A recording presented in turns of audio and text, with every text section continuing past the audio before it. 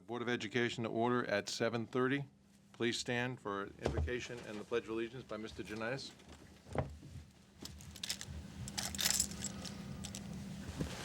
Good thing you said my name again, because I forgot. I just found out that I had to do this, so I'd like to have everyone take some time and offer your support to your friends, your relatives, your immediate family members when they're in need of support, your time, and your love. I pledge allegiance To the flag of the United States of America and to the republic for which it stands, one nation, under God, indivisible, with liberty and justice for all.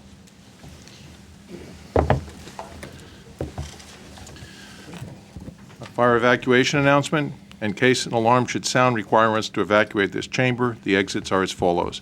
The double doors immediately to the rear of the room and down the stairs to the outside. Additionally, there's an exit door to my left. Go through the doors, take an immediate left, proceed through the stairwell doors and down the stairs, exiting in the rear of the building. Kathy, roll call, please. Mr. Janitis? Here. Mrs. LeBlanc? Here. Mrs. Rancourt? Here. Mrs. Suzak? Here. Mr. Feely? Here. Mr. Grady? Here. Ms. Hall? Mr. Johnson? Here. Chairman Neville? Here.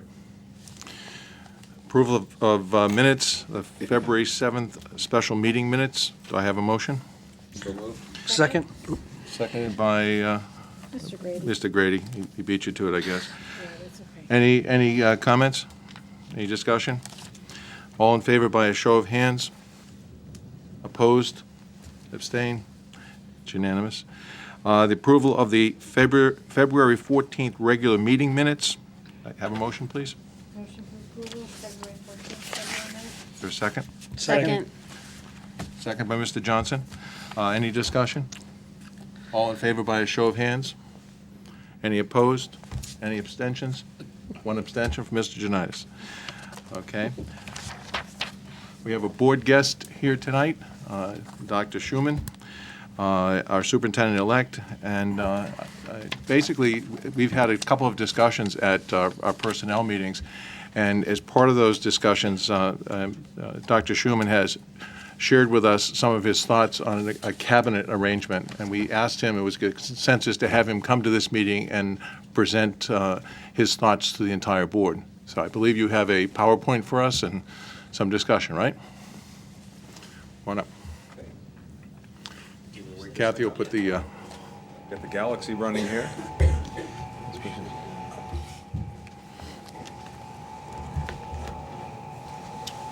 this is his thing, right?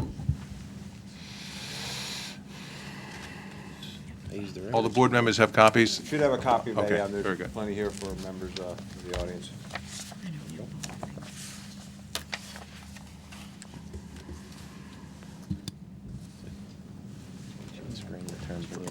Yep.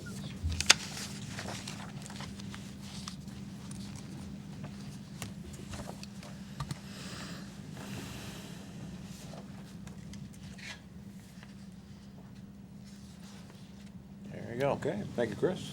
You guys got it? Is it on your TV here? Not Not yet. yet, okay.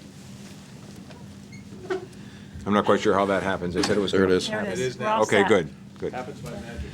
Wonderful. We Somebody like that. else's job. Again, Chairman Neville and members of the board, thank you for having me here tonight. It's a pleasure to have this opportunity to discuss this concept with you. We're going to take a look at, over the next 15 minutes, 20 minutes or so, some of the things that are coming down from our governor and our commissioner of education, as well as some ideas, as Chairman Neville said, that we discussed in some of the personnel meetings. A special thank you to Dr. Gallagher and Mr. Torrey, though, before we begin. They both have taken a look at this and provided some feedback and their input on this. And, you know, they are the the consummate definition of educator. They're sitting here tonight and allowing the newbie an opportunity to present his thoughts while they are still the senior executive leaders of this school district for the next 4 months.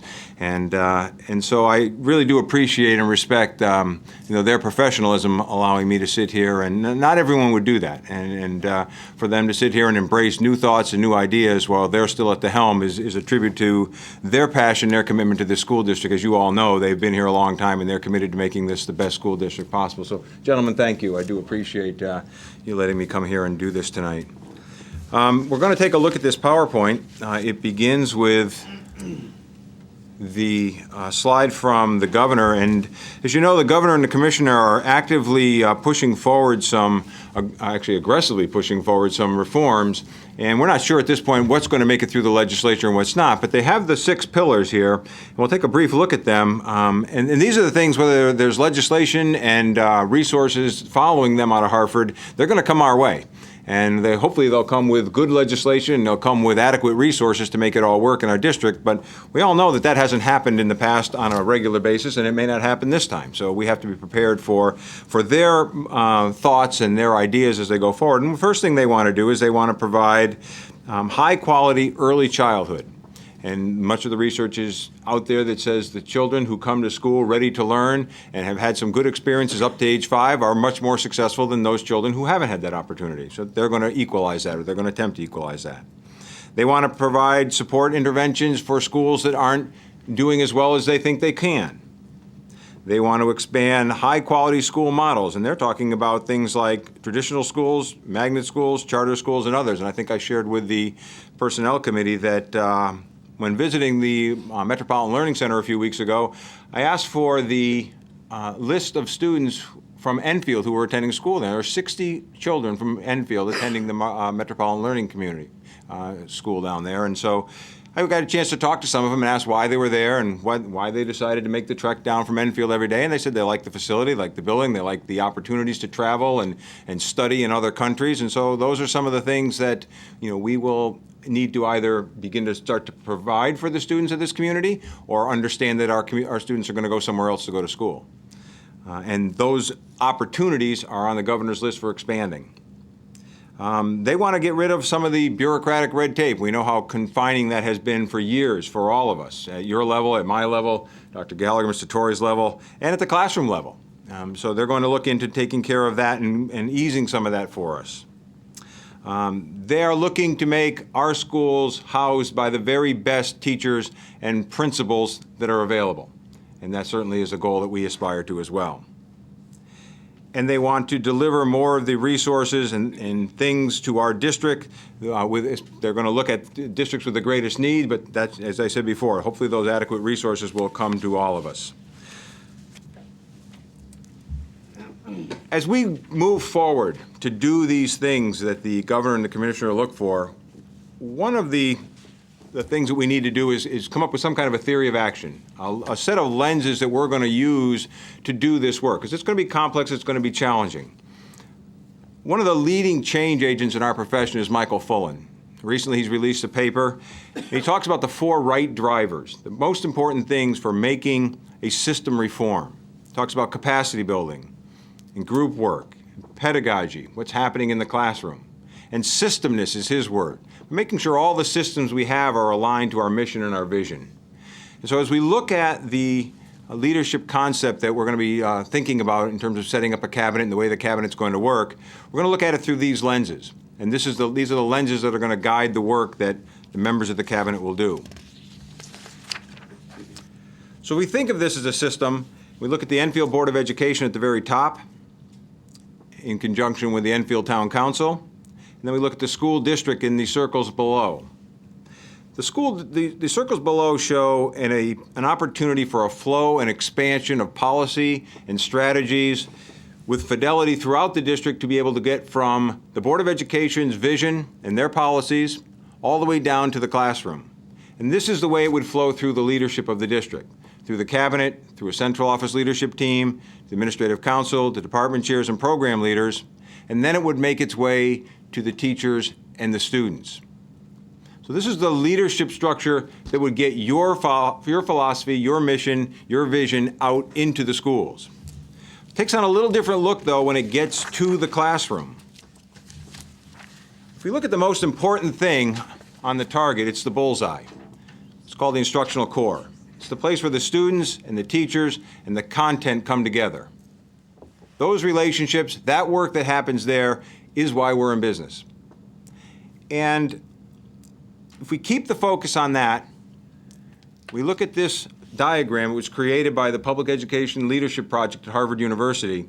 So if you keep the focus on what's happening in the classroom is the most important thing, the first circle around it are the strategies that are used to enhance the instructional core. And if you'll let me share with you a little of my corny sense of humor for a moment, if you remember the movie Happy Gilmore, and Kevin Nealon is talking to Happy about how to be successful on the tour, and he's telling him about energy, and he's telling him that he needs to absorb the good energy, let the good energy in, and he needs to block out the bad energy so it doesn't get into his head and make him a bad golfer. Well, this is what this strategy circle is. That's our theory of action. Through that strategy, we allow the good things that can help and enhance the relationship between the teacher, the student, and the content to get in. And likewise, we have to be smart enough to block out the bad things so that we free the instructional core from any things that would inhibit that work. And if we look outside, that's where everything else is. We have the structure, how we're set up in our schools. We have systems that work. We have our resources, our supply of resources. We have multiple stakeholders. We have a culture of the district and the community. We have an environment that talks about the legislative statutes and regulations. We have contracts to work under. We have funding issues, and we have politics. It's going to be our job as a cabinet to take the board's mission and get it to the instructional core. The 5 leadership positions in the cabinet be the deputy superintendent, the chief academic officer, the chief personnel officer, the chief financial officer, and the chief information officer. These individuals will have very specific areas of focus, and their job will be to develop the through lines, the strategic through lines of initiatives that will go from the district to the instructional core, to build those important things that are going to happen in the classrooms and provide for the systems and the resources necessary for those things to take place. That's going to be their responsibility. They're going to be the first circle as that vision starts to expand out to the classroom. But they will have a through line through all the different layers of the organization to the instructional core.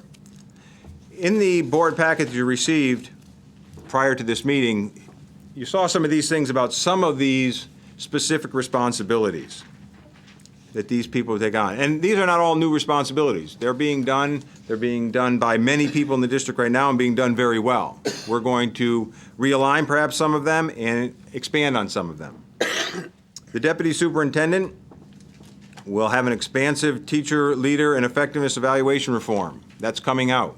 Our current guidelines on teacher evaluation are from 1999. The Peak Committee has just finished their work. It's been passed on to the commissioner. We're going to get a whole new set of guidelines from which to evaluate all staff from the superintendent on down. We're going to be looking at the educator's entire lifespan, from recruitment, induction, professional development, evaluation, removal, promotion, all those things that happen.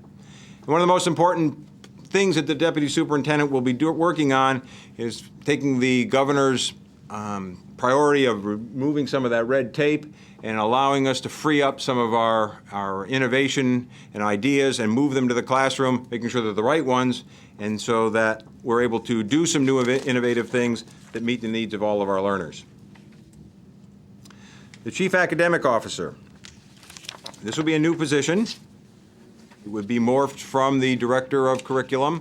It'd be an expanded view of that position, and there are some issues to be dealt with and some hoops to jump through in order to make that happen. If we're successful, the Chief Academic Officer would be in charge of improving academic excellence for all schools. One of the things they're going to do is build the capacity among educators so that teaching and learning is robust, it's engaging, and it's robust and engaging for students as well as the adults in our system. Because it's going to have to be exciting for everyone to come to our schools if we're going to make it a place of true learning for all of the people who come there. The other things they'll be working on We're going to be implementing clearer standards, we're aligning our standards with national and international benchmarks, providing leadership in developing the new academic goals that we're going to be working towards. They'll be responsible for looking at all of our summative and formative data to make sure that our students are becoming college and career ready. And the very last part of this, last triangle there, is that they'll be working with our Chief Information Officer to develop a system of collecting and analyzing student achievement data and using these data to improve teaching and learning. And this is something that we are not real good at in our profession. We know we need to do it, but we need to dedicate resources and people specifically to it because it's complicated work to take assessment data and make changes in the classroom to make those assessment data better. This is what the work that the Chief Academic Officer would do. The Chief Personnel Officer is going to be responsible for overseeing the people in our district. Research will tell us that the most important person in the instructional core is the teacher. If the teacher and the student have a good relationship, they can do amazing things. If we have good principals in our building, then our teachers will be in position and have the resources to do amazing things. So we start with that premise, and we say this is going to be the cornerstone of what we're going to do. And the governor has said that as well. We're going to make sure we have good teachers, supported teachers, well-resourced teachers, well-professionally developed teachers in all of our classrooms, supported by efficiently run buildings by principals who are the same. The CPO is going to be an expanded version of what we might refer to as human resources. It's going to go a little bit further. They're going to take responsibility for ensuring that we do have high-quality people. Not that we just have bodies in places, but that those are the correct bodies in the right places with the right tools and resources they need to do their work. The Chief Financial Officer is primarily going to be responsible for the administration of the board's budget, financial planning, distribution and safeguarding of the board's resources, the financial resources that support the educational initiatives of the school district. In the lower right-hand corner, in the blue and the light blue, are some areas where the CFO will provide general administration. All of those areas are going to need accounting. They're going to need some leadership in terms of strategic ways to stretch the resources we have to make the most of them.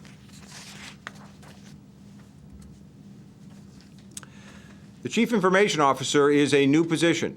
It's a position that Dr. Gallagher presented in his budget, one that would look at creating data systems, one that would look at managing the website, one that would look at some of the information regarding professional development on how teachers can use some of the data resources we have to change and enhance their ability to do the work in the classroom. The CEO is going to be an important individual. This individual is going to be able to aggressively turn data into actionable information for all the people in our system. We are overcome with data. We have lots of data. Getting the data into useful formats, getting the data available to the right people at the right time is going to be one of the primary responsibilities of this person. But in addition to that, it's going to go further. We're in the 21st century. As I said before, we're competing with other places for our kids to go to school. The CIO is going to be responsible for giving us a positive digital presence. We need to be out there with a good web page that gets the information that people need to know. We also need to be out there in the social media world. We should be out there with a Facebook page. We should have access through Twitter to get our information out. We should be able to disseminate anything we need to get out about our school district and the happenings of the district digitally, quickly, and efficiently. The CIO will look into ways to make that happen so that we have a strong, positive digital presence in the social media world as well. One of the things that we're finding in high-growth companies throughout the country and throughout the world, high-growth companies, is that there's a CIO position on the most senior management teams in a lot of these organizations. It's becoming a very important position as districts realize the power of the digital world and how much they can influence and advance their cause by being out there in that environment. If we return to the governor's principles and priorities for a second, on the left are the 6 priorities that we saw on the very first slide in the circles. The State Department of Education has reformatted itself with these individuals who are going to be primarily responsible for the work for each of these priority areas. One of the things that we would have to do is align the Enfield Public Schools leadership with the priority and a connection to the State Department leadership. The cabinet level positions that you see under the EPS leader would be responsible for monitoring and moving forward the priorities that come out of Hartford and the Commissioner's office through the State Department of Education. We would then assimilate them and take those responsibilities on right here within the district with those people. The only piece that I'm not fully versed in yet is how we were going to handle the access to early childhood education opportunities, because that's going to take on a whole new piece to itself once the legislation comes through, so we'll be defining that as we move forward. A couple other additional notes. Our goal is to match the best internal and external candidates to the key leadership roles and functions of the school district. The organizational concept that you're looking at tonight can be accomplished within the existing budget and existing headcount limits of administrators, but it's important to note that the new position of CIO is a new position in the budget. It does account for that. And then we'll continue to examine all the organizational functions with a culture of social capital to build our capacity to lead the Enfield Public Schools. This is what the cabinet level positions would do. So to look at the leadership cabinet, the superintendent is a position that exists. The other 4 positions in blue are new titles, some new responsibilities, some more responsibilities from current positions that are already held. And the Chief Information Officer in gray is a new position that's moving through the budget process and hopefully will survive and become an integral member of the cabinet. If we look at the cabinet one more time and we look at the whole leadership structure, up at the top, the circles expanding the flow of policy and strategies coming from the board through the cabinet out to the leadership, to the lower right-hand corner with the strategic through lines to the classroom, impacting the instructional core, making sure we let the good stuff through and buffering out anything that would be harmful there, using our key drivers of capacity building, group work, pedagogy, and systems.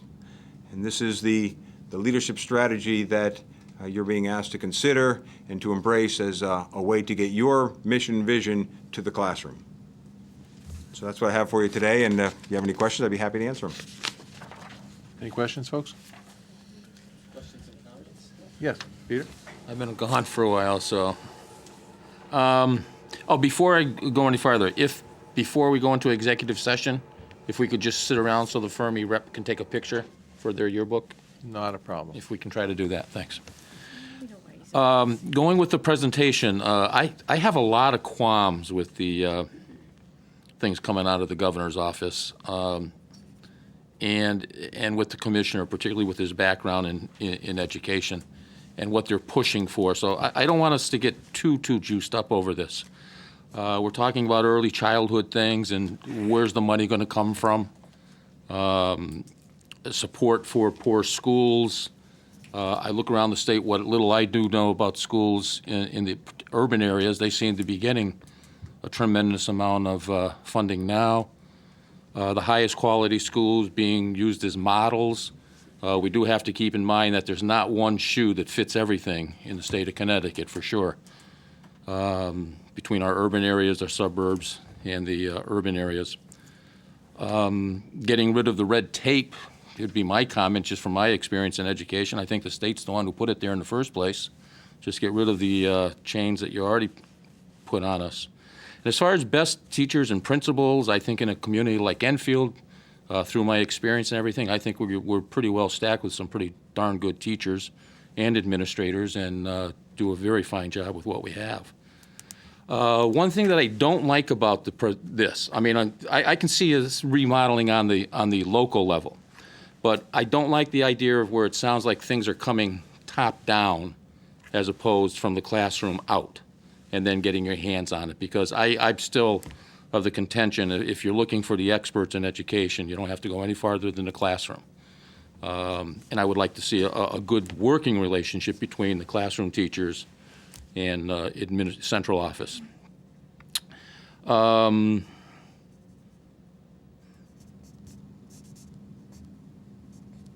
that will be it. They're just comments, not really questions. Okay. Any other question? I've got a couple. Just in terms of the team itself, I like the idea of the focus that goes down to the core values that we're talking about, which is basically the teacher team or the teachers that you were mentioning, and that all of the efforts seem to be, basically in support of that group of people as the most important people. And I think, that's certainly something I believe. The cabinet, your reason for the change to the cabinet, one is that to mirror the changes that are happening down at the state level. Okay, but secondly, I think it's what I hear you saying is to give that a focus so that everybody has the same focus and that we don't lose sight of that focus, which is the student, which is the goals, which is the vision, all of those kinds of things. And I would assume that you would have goals and objectives, and you would have measurable goals and objectives that you'd be presenting to folks and presenting the results of your labors to them into success and failures and modification, whatever, on somewhat of a regular basis. Would that be a correct assumption? Yeah, and Mr. Knights made an excellent point. This is not intended to be top-down. It's intended to create an environment at the instructional core that's sacred so that work can happen between those individuals there. The goals would be obviously for, rich performance of our students in an environment where they can do that. But, yeah, we would have measurable goals for the students, but we're not going to prescribe pedagogy to the instructional core. We're going to really, it's about creating a venue for the resources to get there so that the professionals can do the work at that level. And you're absolutely right. The people that know the best are the ones that are in the trenches and are doing it every day. Okay. In terms of you did some preliminary work here in terms of the responsibilities and duties of some of these things. Would you be able to stretch that out and even take our job descriptions and kind of look and see where they fit into your concept of this initiative? Absolutely. Yeah. That would be the next step, I would think. Okay. Actually, in that follow-up, when were the last times, this is actually for Dr. Gallagher, when were the last time the job descriptions were done actually at the central office for us? Oh, I think they've been revised on and off over the years, and then certain ones have been created. The most recent one probably would be the director of curriculum. That was probably the most recent one we'd have, and as he's saying here, that would become the chief academic officer. So it's a similar role, and there's a lot of duties in that job description that would be carried on under this cabinet organization. So we're kind of due for a look-see over and We have the universal other duties as assigned, so a lot of duties have been assigned to them. oh, But, how'd you get my job? Question. Vinny? John, I guess if you don't mind, the position that you put in your budget this year for the data guy, the chief information officer, the position that you came up with, is our IT department going to be able to keep up with the data that he's going to be collecting and distributing, or do we have to add more, or do we need more programs or whatever to No, for this guy to do his I think like job? Dr. Schuman's saying, we've gathered a lot of data. The problem is we have it in a difficult format to retrieve. So I think basically this person would come in, and again, you're coming back to some of the other positions they have there. If the personnel person the human resource person is doing the correct selection, hopefully you'd find someone that's familiar with school data, knows how to interpolate it and go through the things that they need to with it. And right now, the machinery's there to do it. It's just Okay, a that's question what I'm of trying getting to figure people out if into we it have and it. knowing what to pull out and then how to analyze it, and then from the analysis, what you should be doing to change or improve or continue, depending on what it shows you. But as a member of the cabinet, they may be making joint recommendations as to some additional IT equipment or programs or whatever that would facilitate meeting those goals. whether it be data warehousing or something like that, that provide access to the data to everybody. This would be their area of expertise, yes. Correct. And we would be, I mean, IT is inherently a customer service type organization to provide services, and John's correct. I think they do, we have the framework in here. What we don't have is the other piece, which is the analysis and the linking of all that data we're collecting back to the classroom teacher. Any other questions here? Yes, Peter. See, that's the one that scares me the most. It almost sounds like it's part Tony's job and part Linda's job. It seems like other people are all doing this, and now you're taking one person. But I think what scares me the most is somebody is data-driven. I wonder how much they're going to be classroom-orientated, in other words, a teacher. Because usually those data people go one way and teachers go another way, and in the middle, I don't know if they ever do really meet, other than giving us the equipment that, we do need, so. I mean, you're going to be the new guy, so, if that's what you want, I'd be willing to give it to you, but it does bother me a little, or just, it's a concern of mine. Tony? I think this is current. This is where it's at right now, and I applaud Dr. Schumann for coming forward with this. And if you don't lose sight of the fact of the front page here, this whole thing is leading toward capacity building, group work, some individual work, but at the same time, the data is going to help analyze teaching strategies, pedagogy, and those things that are working. If this is working, why is it working? And if it works, it becomes part of the system. This systematizes it, less fragmented.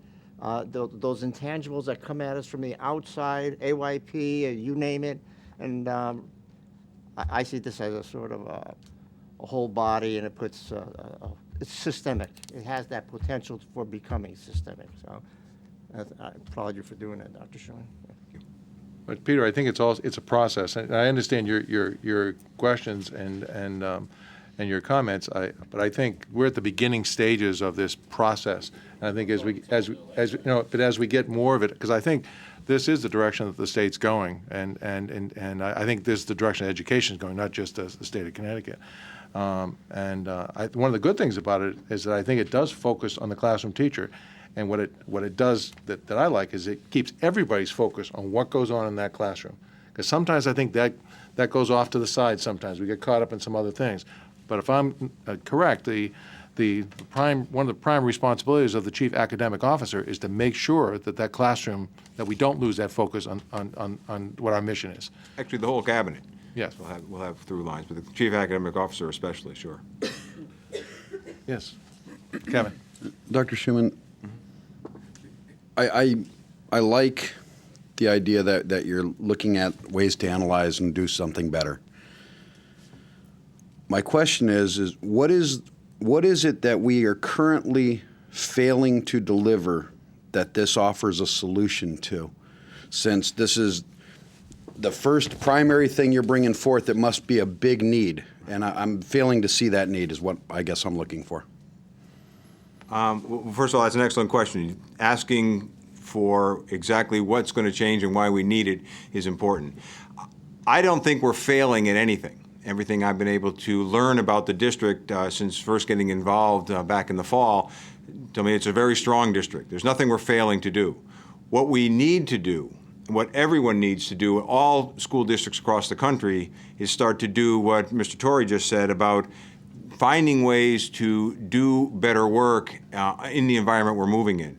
Our profession is going to change. Our profession is changed. Schools were built for a certain purpose, and we're in that process of change, very much like what Detroit experienced perhaps when Japan came on the scene building automobiles.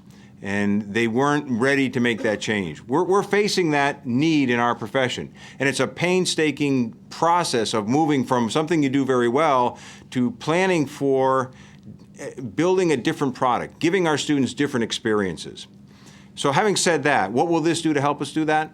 It's going to allow us to put a system in place that's going to look at all the aspects of the things we do. We already know that resources are becoming scarcer and scarcer, and we need to find a good system that will focus, as Mr. Neville said, on the instructional core. So we're not looking to fix something that's broken. We're looking to strengthen and build a system that will keep its focus on the instructional core and evaluate all the different things that are happening in our profession, all the things people are talking about, all the things that students need to know, understand, and be able to do, and find a way to build the systems and build the capacity of our people to deliver those systems.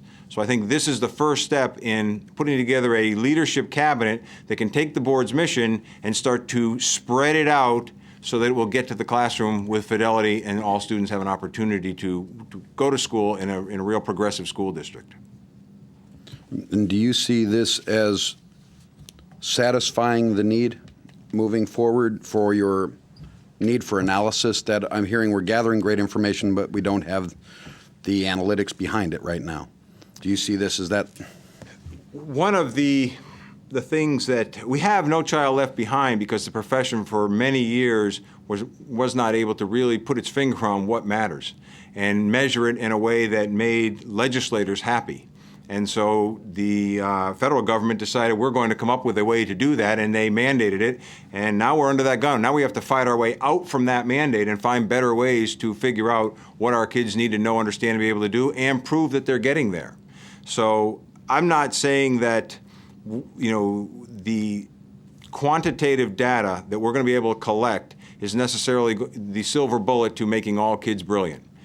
It will hopefully help teachers get a handle on what's happening and what's productive in their classrooms, letting them build a culture, but they're going to have to build it together. It's not going to be out of individuals. We're going to have to, you know, find a collaborative, trusting structure where teachers can talk about student performance, and we can give them the tools to look at that so that they can have those discussions amongst themselves about what's good, what's not good, what's working, what's not working, and to make the decisions right at the front line in the instructional core to make our kids better.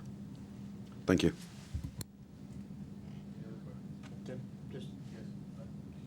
A lot of this is happening now. I mean, John would tell you that even if you look at the safe school climate legislation and so on, it's systemic. It involves the entire school. That's a switch from dealing with the board policy on discipline and so on. So it's not an event and then a disciplinary action. So now these things have become more systemic, hopefully to change the entire building environment and the whole staff grows with that. And in fact, when that happens at every school, it's a system that grows. The other example of that is data-driven decision-making. So that becomes more systemic. I think what this does, though, is puts it in a format that is understandable and that everybody, another example is, let's take an K-2 school, and grade 1 kids. Whose responsibility is it for teaching them? Well, it's all of the grade 1 classroom. Well, it's the whole school, first of all, to begin with. But by involving, first of all, it's individual, the classroom teacher, but at the same time, if there's 6 sections of grade 1, those 6 teachers have a total responsibility, a collective responsibility, and that becomes systemic, and that becomes part of the capacity building, and you work together. It's collaboration and group problem solving, and it has roots, and this is where it's all going. Thank you. Chuck had it. Thank you. First, I'd like to just voice an opinion. You went and mentioned that the evaluation guidelines are coming down from the state and being pushed down to the local level. And personally, I'm also of the opinion that I think that that's what Board of Educations are supposed to do. And it should be coming from a local level as opposed from a statewide level. But anyway, getting back to your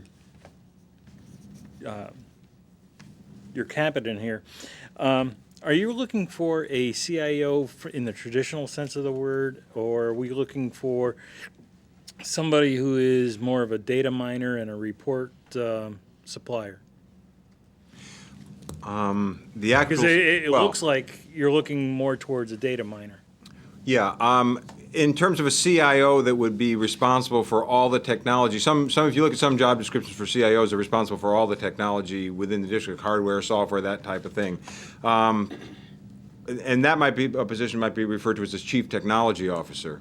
I chose Chief Information Officer because we want this person to generate information and project information. They're going to be generating information using student performance data, and they're going to be projecting information via our website and other social networking areas, and projecting information in through professional development resources and avenues for individuals to learn how to use the tools that we develop. So to answer your question, I would say more the latter than the former that you were talking about. All right, thank you. Peter?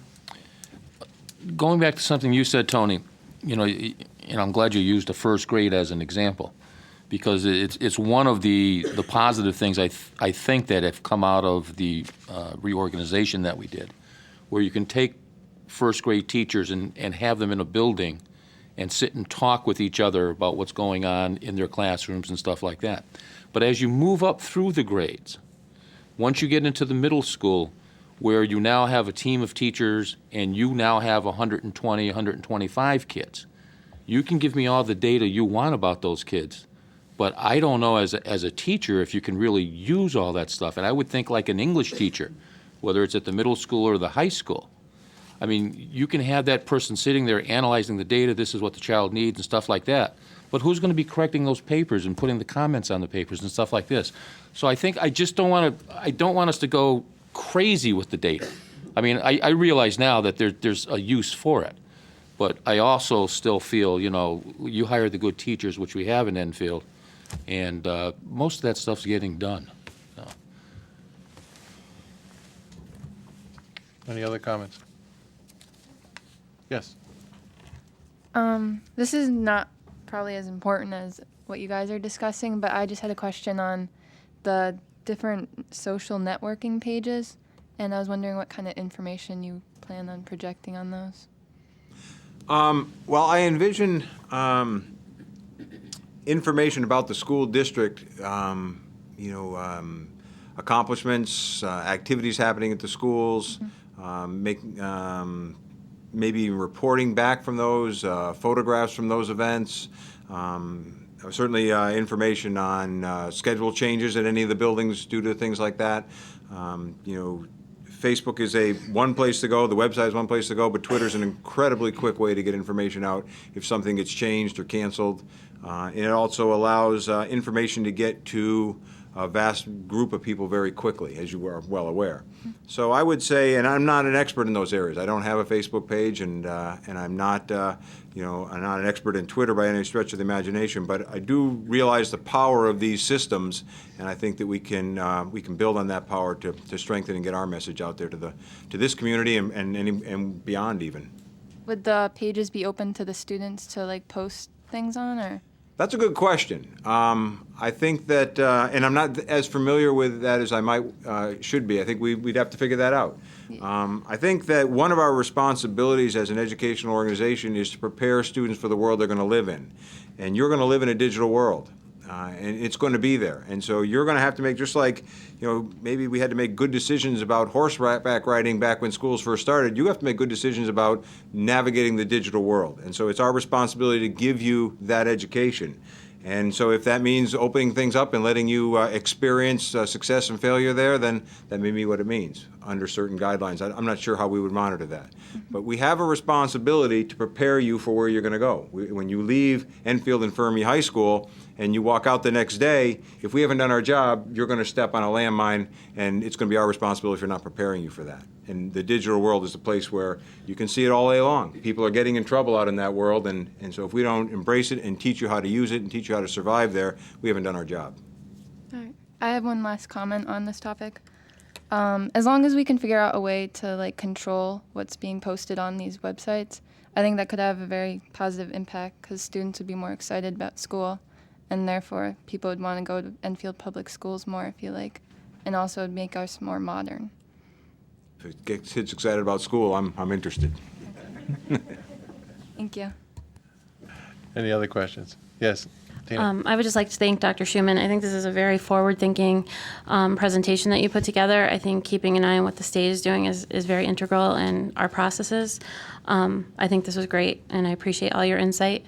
Also, to our Enfield High representative, I thought that was a great question. Your question, from a student about Facebook and posting on pages was just as important as what we were talking about, because you're the students, so that's what we depend on you guys for. So thank you. Anything else? At this point, I'd like to thank you on behalf of the board. We appreciate you being here. There's a lot about this I like. There's a lot that I have questions about, and I think this is, to me, like the first step to take a look at it. And certainly, we probably need to do some more questioning on our own and probably ask you to do some more. And I believe it's later on in our agenda to discuss this a little bit further. But thank you very, very much. There's a lot of good thinking that goes into this, and I'd like to see how it kind of fleshes out as we go along. Well, thank you. Thank you for the opportunity. And again, thank you to Dr. Gallagher and Mr. Torrey for their support and embracing this as we move forward and figuring it out. Sounds like an interesting journey. Thank you.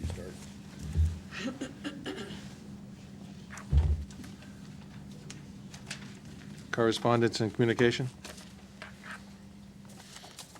I guess everybody received in their packet their invitation for the Memorial Day Parade. It's kind of a sign that even though the snow is coming, spring is on its way. Thank you. Okay. Audiences. Is there anybody in the audience that wishes to speak? No? Okay, we'll move on then. Board member comments. I'll start on my right with Fermi High rep. I guess the biggest thing is that CAP starts next week, so we got our schedules this morning in homeroom, so if kids weren't there today, then they can get them tomorrow. So I think that's the biggest thing, and March 8th are the spring conferences for Fermi. Thank you. Peter? Having missed the last two board meetings and a lot that went on in between, I've been kept up to date on a lot of stuff through the emails and the packets and stuff like that, and you guys have been busy beavers. There's a lot, I like what you did, and there's some other things that I would question, but in my later years, I've learned to shut up sometimes, so I'll just shut up. Thank you. Tina? Yes, I attended the PTO presidents meeting last night and met some of the new PTO presidents. They were quite productive. They do have some concerns, and I said I would address them tonight. They're having some trouble with volunteers, and the fact that a lot of them are going to be moving out of their executive positions, and because their children are moving on to the intermediate school or whatnot. So they just want to reach out as much as they can and come up with ideas to get more people involved so that the PTOs can be maintained at the schools. They're trying to think about combining PTOs. The PTOs do a lot for the schools as far as Halloween parties and movie nights and Christmas bazaars. And, without that, I think that could be hard because that creates a school climate. So if you have any inkling that you want to volunteer, get in touch with your PTO president, your executive board. They're willing to help in any way that they can to make a transition easier. Also, last Wednesday, I had the pleasure of going to a lunch bunch Valentine reception at Karen Jarmock's house.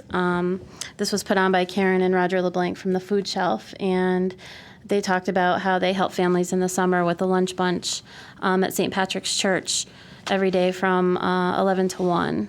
I think this is a great program, and I would like to get down there this summer and volunteer some of my time. It's a great group of people. That's it. I thought you were going to talk about getting a volunteer group from the board. I thought that was one of the things you were going to bring up.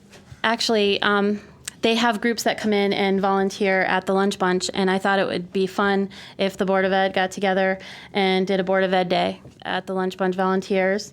They run some crafts, and we would serve the food, and I thought that would be a really nice thing for us to do for the group, since they give so much to the community. Yep. So it would be in the summer. We would have to work that out with Roger, but I wondered if we could do that, have an Enfield Board of Education day. Schedules permitting, I certainly would volunteer. I'll volunteer Vinny, too. Good. You have a few days off, Vinny. You can do that. I'll pick you up, Vinny. You have to serve, you can't just eat. I was waiting for that one. Mr. Johnson. Yes. Let's see. We passed a recommended budget earlier, and whether you like it or if you don't like it, I highly recommend that you get in touch with the town council at this point. Let them know your thoughts, and so that they can put forth and use their judgment based on your input to make the correct decisions here. Dr. Schuman, I'd just like to thank you very much for your presentation. It's very good, very well presented. There's a lot of information here, and I think it's a great first step. I'm really looking forward to seeing you come in a couple of months, and hopefully things will work out just great. Thank you. Vinny? My turn. First of all, sorry I got to steal this one from you, but congratulations to the Enfield High basketball team, undefeated season. I know they're going for their first playoff game. See, this is good this time. Why not? I got slammed last year so bad from the Enfield High. Okay, yeah, that's true too. Are they winning or losing? Okay, tweet them. But they had a fantastic season, undefeated. They looked. I only got to attend one game, but the game I saw was fantastic. Wish them luck in the playoff part here. I want to wish the students of the district less stress for the testing coming up next month, and the CMTs and the CAP testing. Chill out, take it easy, just do your best. I was able to go to the first readers ceremony last Wednesday, I think it was, Thursday. It was a fantastic turnout by parents and grandparents, seeing these kids being recognized for reading their first book and knowing the book that they read. And just one more thing, Friday morning at Parkman, the first book, one book kickoff. I'm looking forward to attending the ceremony at 9 o'clock. So it's a great program, and that's it. We'll go down to our Enfield High rep. Sorry. Well, I did have something about the Enfield High boys basketball team. They are playing in the semifinals tonight in the NCCC tournament against Windsor Locks. Also, this morning there was an informative assembly for juniors and seniors about suicide prevention. Some of the topics discussed include signs to look for in different organizations and hotlines students can contact when they or someone they know are in danger. Finally, I would like to announce that Enfield High's Yukon Human and Family Development class teamed up with the No Excuse for Abuse group to help bring awareness to the students of Enfield High about teen dating violence. The students of this class set up a booth during lunch waves where students could pledge to help end teen dating violence. Very good, thank you. Thank you. Jen? A couple things, because Joyce isn't here. I have a State Department of Ed thing for you. A notice to any of the grade 11 students currently. They always have 2 student representatives on the state board, and this year the application is due on or before March 12th. And different things. You have to attend a public school, so obviously an Enfield or Fermi student could do it. You must have a B+ average, be in 11th grade currently, and you need to attend monthly all-day meetings in Hartford, which are usually the first Wednesdays, so you'd get out of school Wednesdays. So I thought maybe kids would like that. But this would be great on their resume. It would be great for anyone going into education or politics or anything like that, so I thought it was a great opportunity. And I'll send a copy of this to the guidance counselors at both of the high schools so that they can be aware of it in case any student wants to get a hold of anyone. Next, I'm the representative for Eli Whitney School, and I just want to commend Mrs. Tarbox and Mrs. Dipple this past 2 weeks. On Wednesdays had a PTO camp for the 3rd graders, and it was after school on Wednesdays from 3 till 5 o'clock.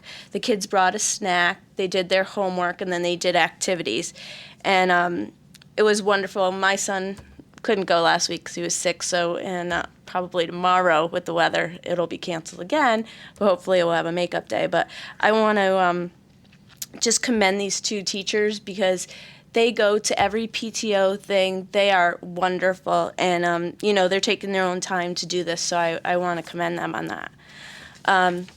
last week, or actually I think it was this Monday, everything's starting to blur together. I went to the Effie meeting, and they, in case you haven't seen it, it will start getting things out, are having an Enfield Idol, and it should be very exciting. Anyone, all ages, can compete. It's like a singing contest. And they're looking for contestants, all ages. The auditions will be March 21st and 22nd at Isnuntuck at 5 o'clock and 8 o'clock at night. The event, which if you can't sing, like I obviously can't, so I'll be attending the event, which will be May 4th from 7 till 9:30 at Isnuntuck. And we have a lot of different organizations getting involved, and it's going to be a huge fundraiser and a huge, we're hoping, an annual event. So I'm really excited about that. So they're looking for contestants, volunteers, donations, and of course people to attend the event. And then the last thing that I have to say is, you know, Dr. Schumann had a fabulous presentation, and as a parent and being on the Board of Ed now, every day I read emails about education, and I get an education week and everything sent to me, and there are districts that are doing phenomenal things out there. And I just want to say, I challenge any of the teachers, faculty, staff, if they have any out-of-the-box ideas, to come to us or the administration with them, because anything can be considered. And these children are, you know, right now they're learning, they're in school for those hours, learning from textbooks and everything like that. But when they come out, they're being visually stimulated by video games, TV, their computers, and I think we need more of that in the school. So if any teacher or administrator can think of anything out of the box, please come and bring it up, and let's try something different. Thanks. Thanks, Jen. Kevin? Yeah, just a couple points. To reiterate Fermi's conference on March 8th, I think, as I always ask parents to be involved, that it would be a great opportunity for them to be involved there. Also, I would like to ask local businesses. I know the job climate has been tough, and we all suffer from it, not only locally, but as a state and as nationwide. But as we start looking towards the wind down of the school year, you have a lot of students that would be applicants at your businesses. They're not the ideal applicants. Sometimes they are challenged for vehicles and schedules and rides. But I know that given a chance that you can find some real quality out there, and I would encourage you to at least consider hiring a student as the school year runs down.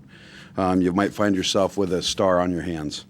And also, I'd like to encourage folks who are not familiar with it to please visit drivelikeyourkidslivehere.org.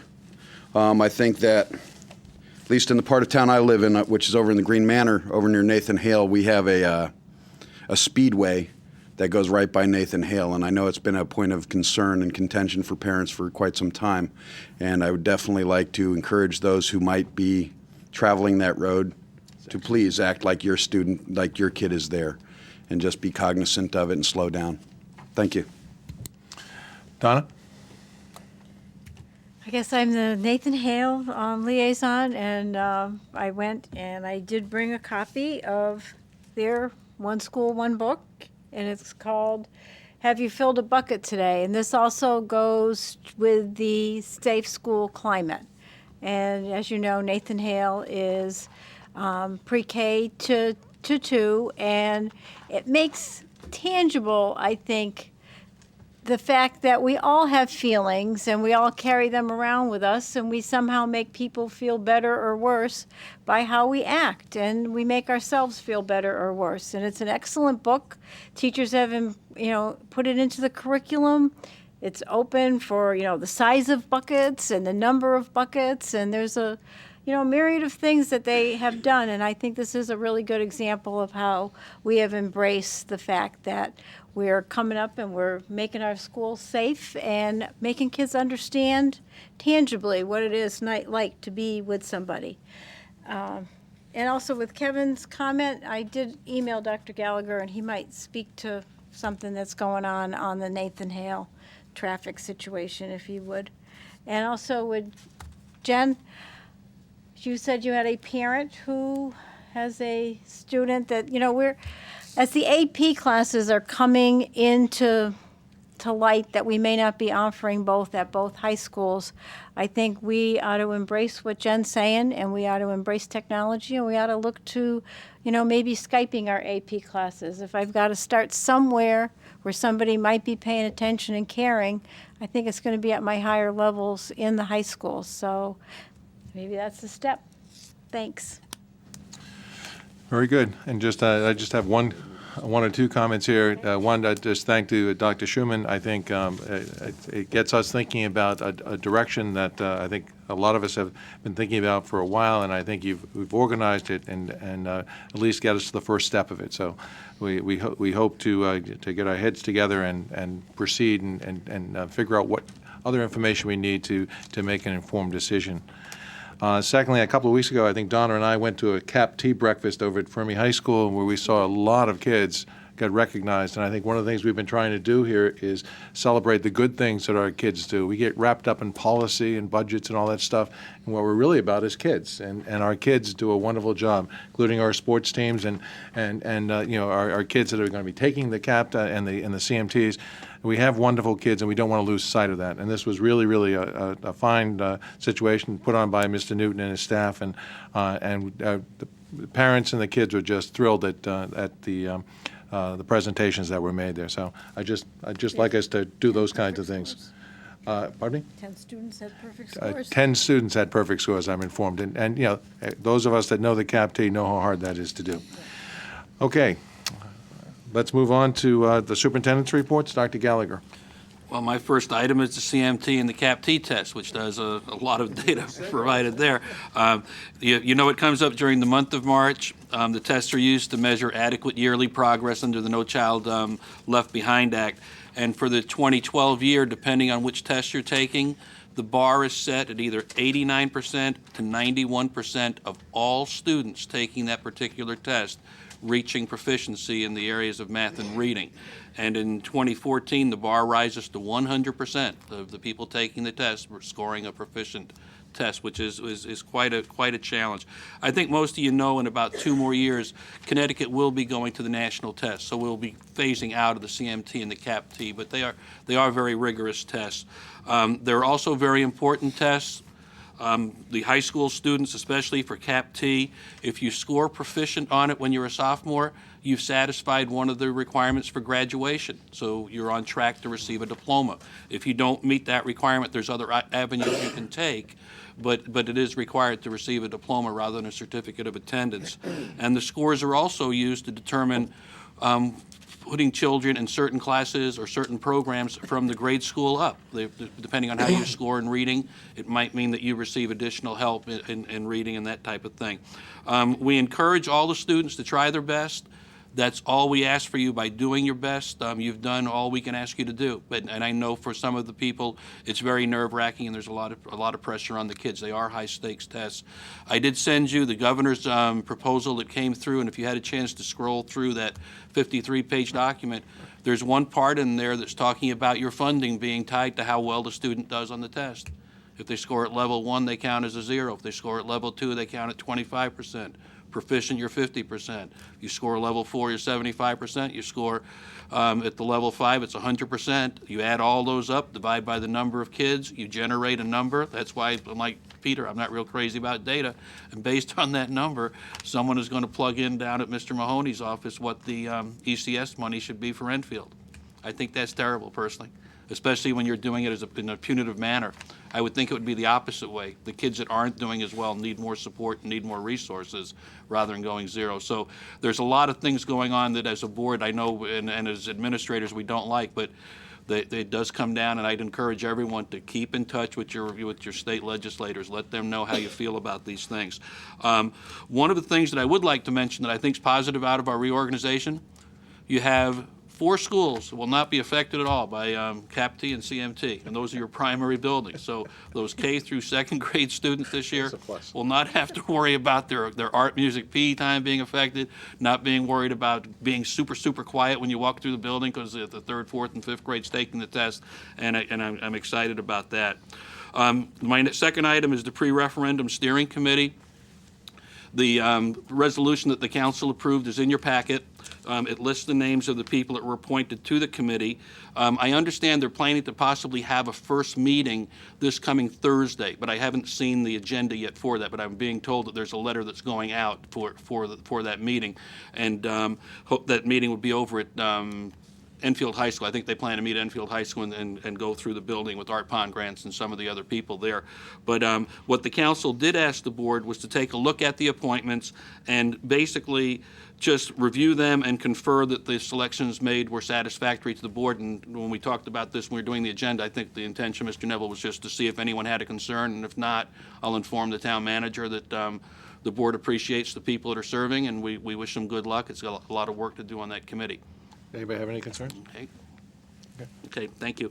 I have 3 reports in there for you. The grant report is enclosed for your information. It's self-explanatory. Personnel report is there, and as I told you, our retirements went up a little bit. I think there's probably 12 retirements on that sheet, not counting the administrative retirements that are on that sheet. The ITPC minutes are in there, and not down on the agenda, but since I was asked to speak to it, the Hale situation, Mrs. Suzak contacted me about that this morning. I contacted the police department. They're always very good to work with us. Captain Collins assured me that there's going to be a cruiser out there on an intermittent basis writing summonses, so if people are listening, that would be the best thing.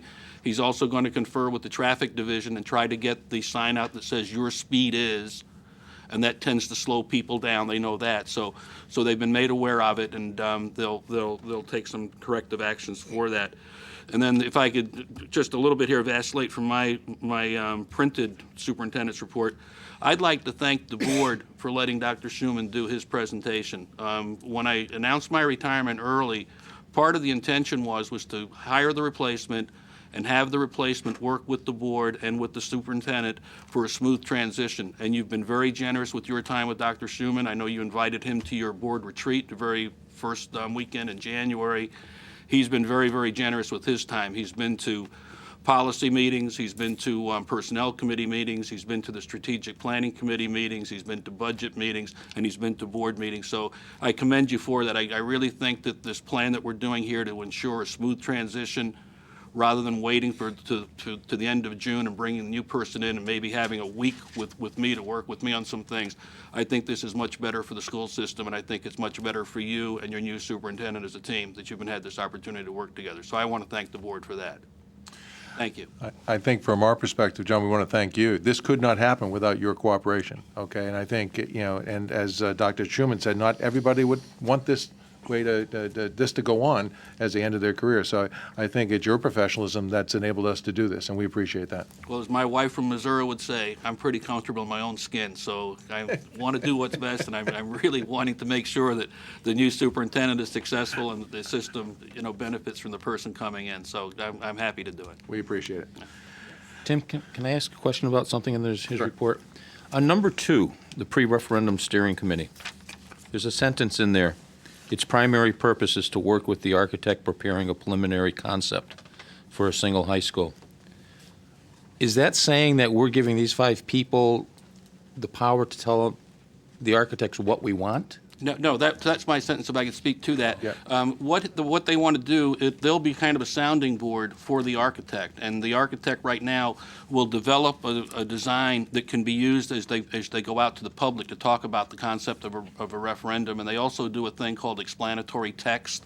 The architect would work with people on the explanatory text to explain what the project is and what the bonding would be and that type of thing. So they really just are a sounding board. This definitely is not the building committee. The building committee is the committee that has the kind of power that you were talking about, Peter, and that's a separate committee that the council will appoint at a future date. This is a preliminary committee, and I would anticipate they're probably going to work with the architectural firm for probably a period of about 2 months. I would think by May 15th, if I'm trying to remember what the dates were on the time frame of different things, but I think by May 15th they were hoping to have a design. And if you recall, when we did this with the Enfield High School Library Edition, we had a company that came in, they didn't even bid on the actual job, and their concept was modified quite a bit by the building committee. The building committee came in and made some different changes. So this is something that just basically goes out to the public and talks about, here's what we're looking for in terms of square foot. This is what or square feet rather.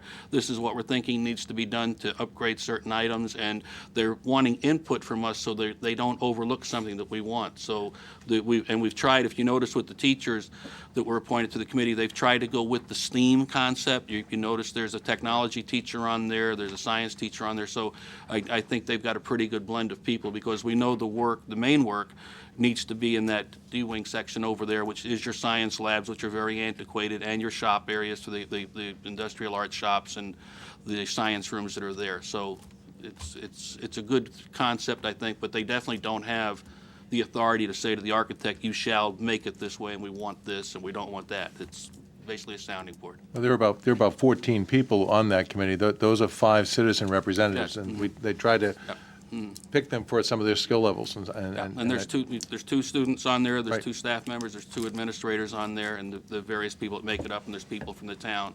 The Public Works Department has people on there, and then you have Art Pongratz in charge representing of- the town as well, so.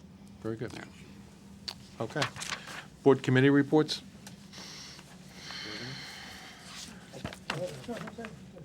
I'd just like to, turn this on. I'd just like to state that we had a policy committee meeting earlier, and that we have one policy that we'll be bringing up at our next meeting. Very good. Vinnie? We had a personnel committee meeting on the 16th of this month, and we're kind of discussing the open positions that are coming up in some very key positions. What I want to do tonight is get a consensus from the board, and given our personnel director, Still, yes. Yeah, whatever you want to call it, yeah. The hiring guy. A consensus of the go-ahead to go start filling these positions. There's several department chair positions. We need to get out there and hit the market early and get some good qualified people to fill these positions. So if we can get a consensus now, I guess. Yes. And getting that positions, you have the positions in your packet there that Chris gave us. So if it's all right with everybody, we'll give Chris the go-ahead and start posting and start searching for some good qualified people. Some of these positions are required by contract. We have to fill them. The other ones are difficult, like math and science and technology and special ed and so on. So the sooner we get out, and we've done this before through consensus of the board, is to start going after these positions early, and that we'd have the best choice from the labor pool that would be out there. Okay? Very good. Go Sound to it, good? Chris. Any other, Peter? As far as committees, I'm not doing this on purpose either, Vinnie. The TAG committee, Talented and Gifted Program, where are we now with that? So it's under curriculum, I believe, right now, isn't it? Yes, it is. I haven't gone to any meetings on that. I know that there are some issues that have been brought up, I think, in executive session in terms of the funding of it and things like that, but I have not been to a meeting. I don't know. Do we have the basic outline of what's going to be happening and how it's going to work yet? Actually, the last we had was, I think, the December meeting or the late November meeting for meeting minutes. I haven't seen anything since. Probably a good question that. Because this is starting to come to a head now, Go, because Dr. it's, Gallagher. If I can fill the board in on this, and I know Chris Jamerka's in the audience too. If you needed to get a little more detail, she could speak to it. We've decided to call in the various attorneys that are involved with the entire process, because we're trying to move on the concept of the property, and also we're finally releasing the money so that it's in the school system and not in a bank somewhere else. So what we have done, and I can give you this tomorrow electronically. I didn't bring it with me today. For that meeting, we prepared a one-page sort of executive summary of where they are with the TAG group right now for the attorneys.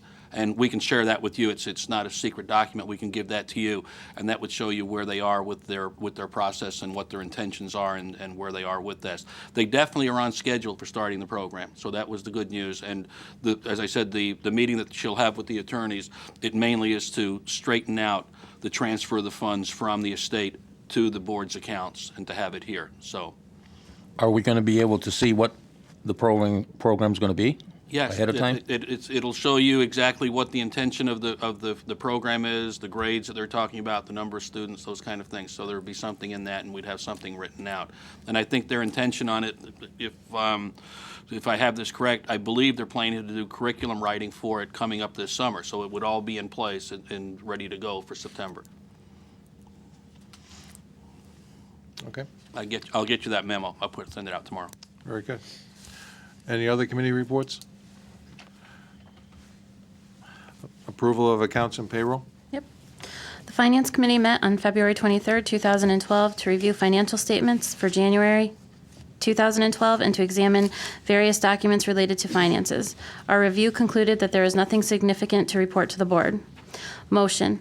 I move we accept the superintendent's certification as follows. I hereby certify that in the month of January, total expenditures amount to $6,771,331.40, broken down between payroll totaling $3,874,005.02, and other accounts totaling $2,897,326.38. All payments have been made in accordance with the approved budget and are properly accounted for within the books of accounts. Copies of approval for check invoices are properly documented. Second that motion? Second by Mr. Grady. Any discussion? By a show of hands, all in favor of accepting those minutes? Any opposed? Any abstentions? There's just that one? Nope, there's a line item transfer. Okay. The Finance Committee recommends approving the following requested fund transfer. $15,000 from professional development to district textbooks. This transfer will provide for enough funding to support the purchases of 6th grade accelerated math textbooks and 8th and 9th grade Algebra 1 textbooks. Motion to accept the line item transfer? Second? Okay, Donna seconded.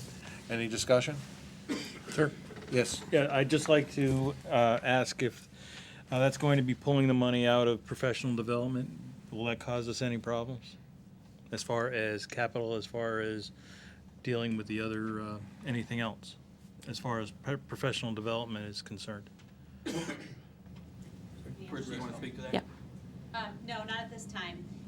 Linda Kavanaugh does also have money for professional development in the Title I grant that she's been using this year. Okay. Thank you. Any other discussion? Okay, by a show of hands, all in favor? Any opposed? Any abstentions? It passes. Unfinished business, Dr. Gallagher? The only item you had was the 2012-2013 school calendar, and I believe the calendar that's in your packet right now reflects what you were saying you thought you were wanting at the last meeting, and that basically is using the day after President's Day, which is 19th? the 19th, as a teacher in service day, and it also lists Election Day, November 6th, as a no-school day for students, teachers, and the 10-month support staff, so that the election places are easily accessible by everyone in town. And it does have the firm graduation dates for 2 consecutive dates that I know some board members wanted to make sure remained. And I think that was the main ideas that the board wanted at the last meeting. So if this is acceptable, we would hope you could adopt it at this meeting. And once you have the adoption, we'll notify the various PTO presidents and the public and everyone else that here is the calendar, because people are asking Right. what's for next year, because they want to make travel plans for what they do have for holidays. Can I have a motion? I'd like to make a motion that we accept this calendar for the 2012-2013 school year. Second? All right, seconded by Vinnie. Any discussion? Peter? So this new calendar that you're talking about will have no workshops for teachers on Election Day. Yes, Correct. there'll be no school at all they won't come to work that day, the teachers. And the reason that we were doing that was, one, in the past, we've had the issues of the parking situation. We know it's going to be a big turnout for the election. We're hoping it'll be a referendum, and it's also a presidential election. And then the town, I believe, has gone to 4 polling sites, so there's more people coming into these sites.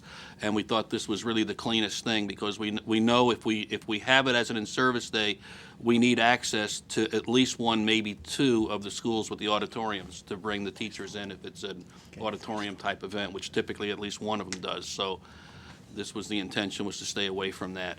The Professional Development Committee made that as one of their recommendations as well. The group that does the professional development, that was one of their recommendations, was not to even use it as an in-service day. And that was the reason for moving the in-service day to the Tuesday after. So the students will have a 4-day weekend, but the teachers will have a 3-day weekend and then have their in-service day on the day after President's Day. Okay. Okay. Are there any other comments? Okay, by show of hands, all those in favor? Any opposed? Any abstentions? Passes. Okay. We just did. No. Which one? Okay. Now, with the new business, action, if any, on establishing an administrative leadership cabinet.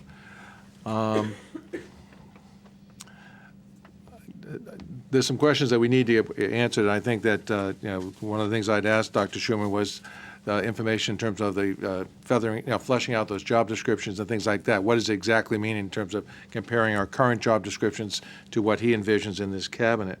And certainly there are some questions in terms of dealing with the ESAA if we're looking at these positions. So there's some questions that need answering. And I guess one of the things I would certainly entertain to keep this going would be to a motion to basically ask Dr. Schuman to flesh out these job descriptions and give us a better idea of what these positions would actually be doing. I personally would like to get more information before I go further with it, and it also gives us some time to check out what we need to do or what we can do in terms of our bargaining units if we were to pursue this particular direction. Yeah, I would move that we table this, and take no action at this time while we give Dr. Schuman the time to do it. Well, wouldn't tabling not allow us to do that at that point? I believe tabling would allow us the continuation of the discussion.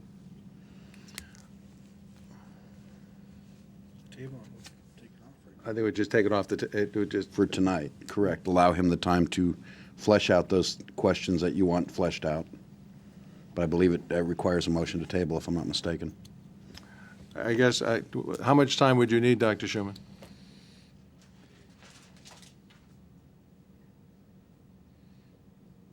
Week to 10 days, probably. So our May- next meeting? I think what you're talking about here is a motion to postpone as opposed to a motion to table. Yeah. Very good. Stand corrected. Well, so do we need a Would- motion for it? We just don't take any action. I mean, basically what it says, action if any, we could just ask him to do that. And would it be reasonable to ask you to present at the next meeting, if you could get us some information by our first meeting in March, which would be when, Dr. Gallagher? 9th, I think, isn't it? Is it the 9th? Yeah, okay. I don't have a calendar. I would like to ask, does is there something here, does he know what you guys exactly want? Because I missed some of Well, those. this is a discussion that's been ongoing. I don't know. Okay, no, we've been, and I think it's a concept that was introduced to us as something that he was entertaining as a way to approach the position. And so I think that what we asked him to do is to give us kind of an overview, which he gave us tonight, and I think it was a pretty thorough one. But I also think, since it relates to different current job descriptions, I'd like to see, I think we'd like to see how this would play out, how the responsibilities would shift. And my understanding is that there would be some shifting of responsibilities among some of the current positions. And so I think what we're looking for is just to get some more information. What would this look like before you buy into it? I think the second thing, which I'd like us to see us do, and we would have to do this later, would be to kind of explore, or have Chris explore what our options are if we were to pursue this. And I think that's something that we hope to take up at a non-meeting at the end of this particular meeting. So you know exactly what's being asked? I believe so, yes. Sort of, okay.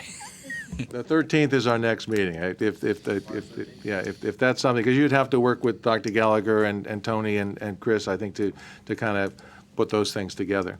And we appreciate your willingness. We've given you short notice both times, so we really appreciate what you're doing there. So is there a consensus? Do we need a motion to this, or is there just, can we just do it with a consensus? I think that our the documentation says that we can make a decision or not. And so I think we can just Action of any. bypass it. Yeah, so as long as there's a consensus that we're going to do this, that's fine.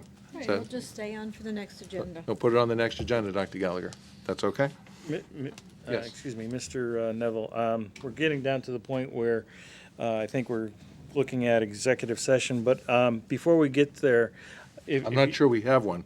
We don't have one, so we have a meeting, a non-meeting. May I take 30 seconds for a personal comment? Sure. This is something that really should have been brought up earlier, and I apologize for this, but in talking about what the state's doing and things like that, I think it would probably be advantageous if we could bring in our state representatives and our state senator, just to come in, sit down with us, explain what's going on in Hartford right now, and although it might be a little difficult for them to get here in the near future because they just went back into session, but just so that we can have a two-way conversation with them so that we can get an understanding as to what's going on. You and I have talked about this before, and I certainly am in favor. We've typically brought them in once a year anyway, once or twice a year.